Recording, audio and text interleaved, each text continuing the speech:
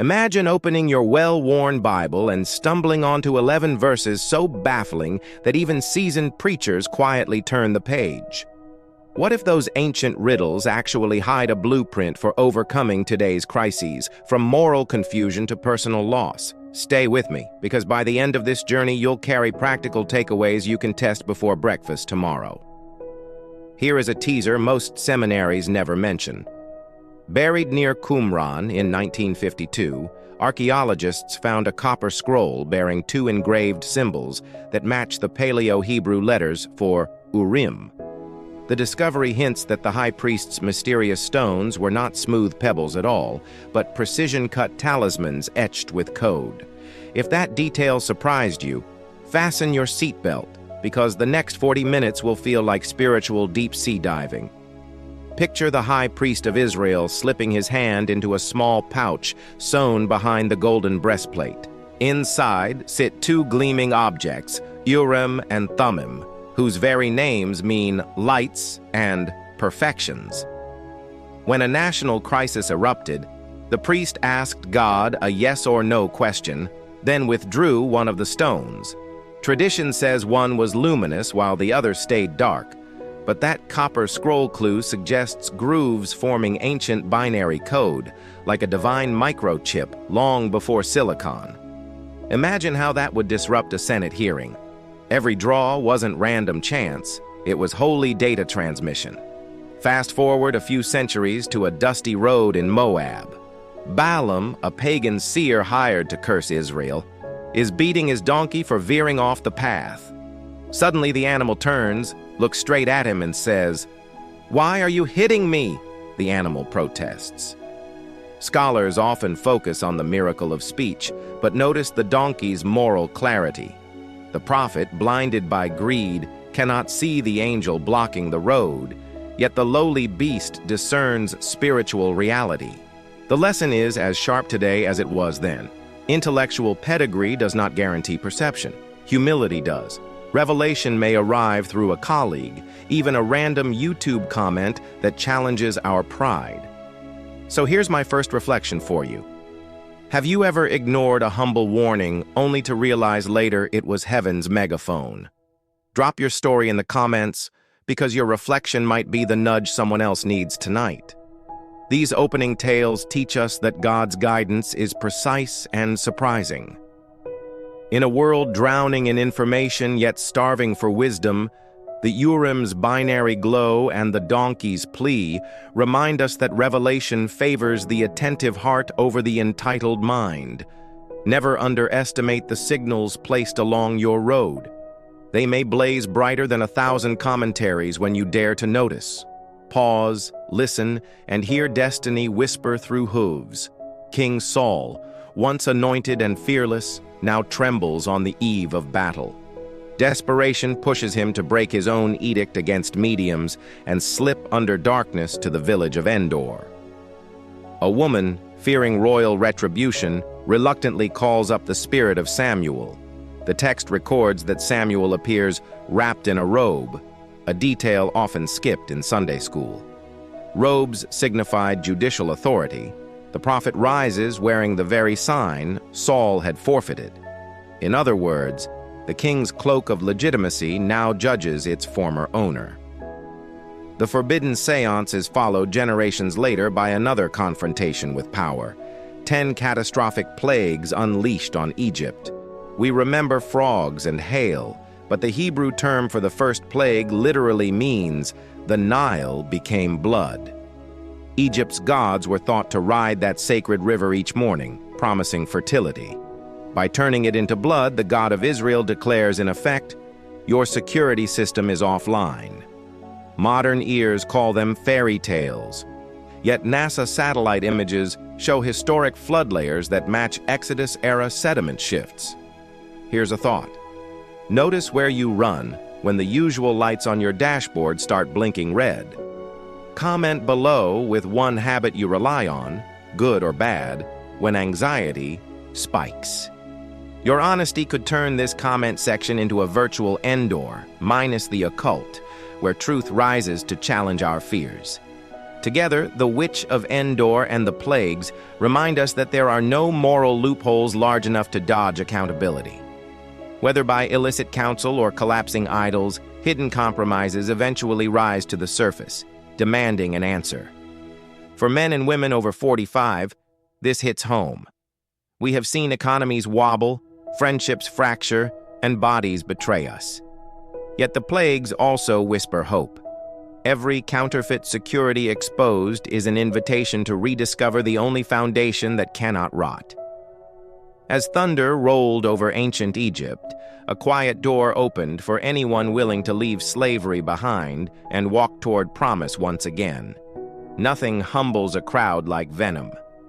After grumbling against God and Moses, the Israelites watch fiery serpents slither through their camp, fangs glittering in torchlight. Victims drop, panic spreads. Then comes an unlikely remedy, a bronze serpent hoisted on a pole. Look up and live.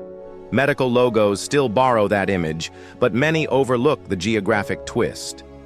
Copper mines existed near Timnah, where Midianite artisans coated bronze with copper oxide, creating a snake that shimmered like living flame, scales that caught desert moonlight and burned hope into terrified hearts.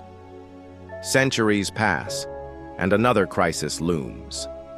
Joshua needs daylight to finish the Amorite coalition, so he prays the strangest request in military history: "Sun, stand still."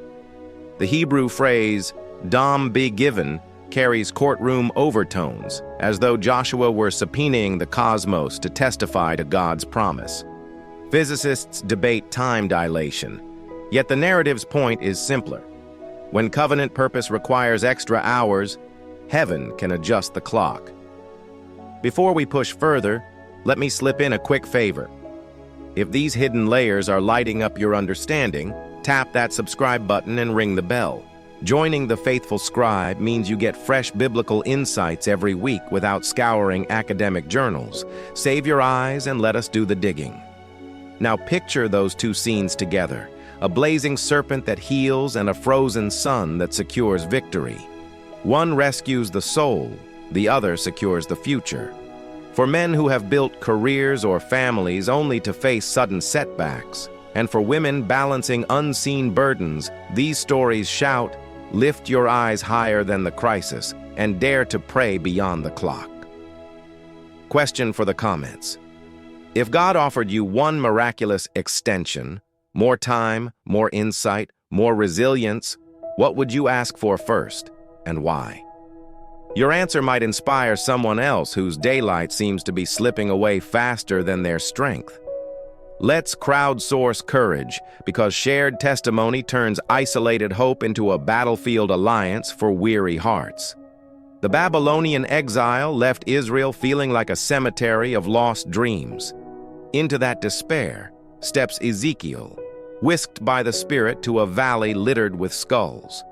The prophet hears a heavenly command, prophesy to these bones, and suddenly ligaments twine, flesh knits, breath roars in. Neurosurgeons note that bone marrow contains dormant stem cells. Ezekiel's vision predates regenerative medicine by 26 centuries. The message, what looks irreversibly dead may only be awaiting a word spoken in faith. Fast forward to the Apostle John on Patmos. 4 horsemen thunder out, conquest on a white mount, war on red, famine on black, death on pale. Scholars link them to Rome's expansion, yet their hoofbeats echo in every headline. Market volatility, regional wars, supply chain chaos, new pandemics.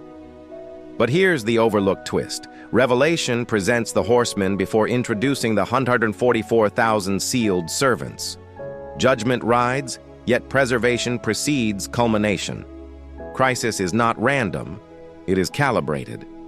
Tucked inside another poetic book prowls Leviathan, the twisting serpent of the deep. Ancient Near Eastern myths treat sea monsters as rival gods, but the Book of Job flips the script, describing Leviathan's sneezes that ignite light and scales that resemble impenetrable shields. Modern marine biologists have cataloged colossal eels hidden in abyssal trenches. Some speculate ancient sailors glimpsed such giants at night, their mucus catching torchlight like sparks. Whether literal or figurative, the lesson remains. God tames every terror we name. Remember, fear was never meant to be a parking brake. It is a dashboard light urging maintenance of faith. When the horizon darkens, recall that dry bones marched, sealed saints endured, and Leviathan's roar ultimately bowed to a higher voice together. We finish with two visions that pull the curtain back on destiny. First, the Book of Life, a divine registry so detailed that Revelation says it was written from the foundation of the world. Papyrus bookkeeping in the Roman Empire required periodic audits. Your name could be erased if taxes went unpaid. John borrows that image to declare, "Those who trust the Lamb remain permanently inscribed." Scholars debate literal ink versus metaphor, but here's a stunning sidebar. In 2019, researchers at MIT created DNA-based storage capable of holding text for millennia, echoing the concept of indelible records. Now cue the finale, the New Jerusalem descending like a bride, its walls jasper and its streets transparent gold. Many picture floating clouds, yet the text gives dimensions, 12,000 stadia cubed, roughly the distance from New York to Denver in every direction. That is geography, not abstraction. The gates are named after Israel's tribes, foundations after the apostles. Perfect symmetry, merging old and new. Curiously, the city's measurements echo the Holy of Holies, scaled up to planetary size, suggesting that God's intimate presence will one day fill the world like oxygen fills our lungs. Pause and imagine stepping through those pearl-like gates. No more tears, chronic pain, or late-night worry over retirement funds. Every longing for home, every fight for justice, finds resolution in that square of pure light. This vision is not escapism. It is the North Star guiding moral courage in the here and now. So let me ask, when you envision your perfect, redeemed world, which single human frustration would you gladly retire forever? Betrayal, illness, loneliness? Share below. Your hope might paint another viewer's skyline. Before you log off, remember why this matters. People over 45 have buried parents, weathered recessions, and seen trends fade. The thought that our stories are inked and addresses forwarded to a city without cemeteries should stiffen our spines and soften our speech. Let that certainty free you to invest in kindness, mentor the next generation, and hold possessions loosely.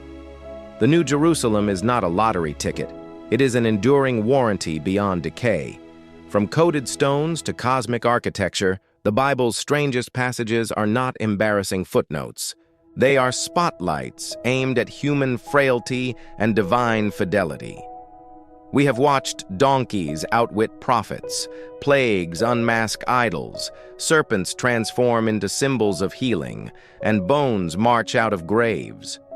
We rode alongside apocalyptic cavalry, glimpsed our names in a heavenly ledger, and walked golden streets where night never falls. The thread through all 11 wonders is simple. God speaks in whatever register we will hear. Enigmatic artifacts, unsettling miracles, judgments, or promises. For the reader willing to lean in, each oddity becomes a doorway. So here is your final invitation. Choose one story from tonight and sit with it this week. Wrestle with its questions and watch how your ordinary schedule begins to shimmer.